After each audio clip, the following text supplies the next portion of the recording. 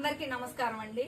రేపు ఫిబ్రవరి 27వ తేదీ ఎమ్మెల్సీ పట్టభద్రుల ఓటింగ్ ప్రక్రియ జరిగింది.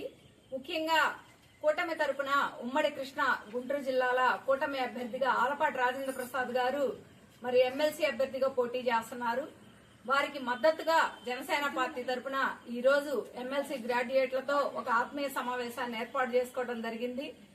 ముఖ్యంగా మరి కూటమి ప్రభుత్వం రాష్ట్ర ప్రయోజనాలు ప్రజా ప్రయోజనాలను దృష్టిలో పెట్టుకొని మరి ముందుకు సాగుతుంది. ఏ విధంగా మరి రాష్ట్రాన్ని ముందుకు తీసుకెళ్లాలని కేంద్రం ద్వారా నిధుల్ని తీసుకొచ్చి అభివృద్ధి ప్రక్రియలో రాష్ట్రాన్ని నడుపుతుంది.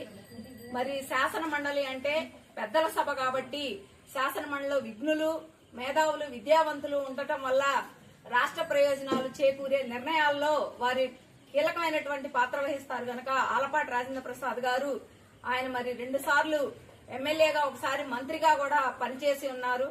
ఆయన విద్యావంతుడు గనక ఖచ్చితంగా అటువంటి వ్యక్తులకి మనం మద్దతు ఇచ్చి గెలిపించుకుంటే రాష్ట్ర ప్రయోజనాలు ప్రజల కోసం ఆయన మరి శాసనమండలిలో ఆయన గళాన్ని వినిపిస్తారని ఈ సందర్భంగా తెలియజేసుకుంటూ రేపు 27వ తేదీ మరి ఓట్లు వేసే పట్టభద్రులు తీసుకోవాల్సినటువంటి ముఖ్యమైనటువంటి జాగ్రత్తలు.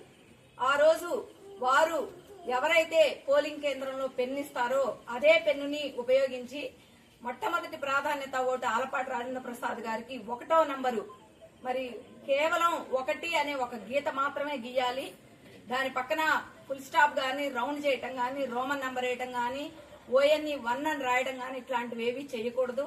కేవలం పెన్నుతో 1 అని ఒక నంబర్ మాత్రమే గీసి వాళ్ళు ఎలా అయితే బ్యాలెట్ పేపర్ ని ఫోల్డ్ చేసిస్తారో అదే ఫోల్డింగ్ తో మనం మళ్ళా ఆ నెంబర్ 1ని గీసి ఆ బ్యాలెట్ పేపర్ ని అదే ఫోల్డింగ్ తో మరి మనం ఆ బ్యాలెట్ బాక్స్ లో వెయ్యాలని ఈ సందర్భంగా తెలియజేసుకుంటున్నాము.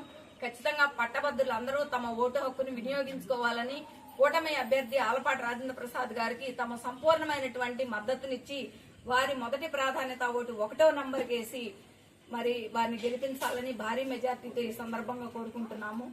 జై జనసేన, జై కూటమి.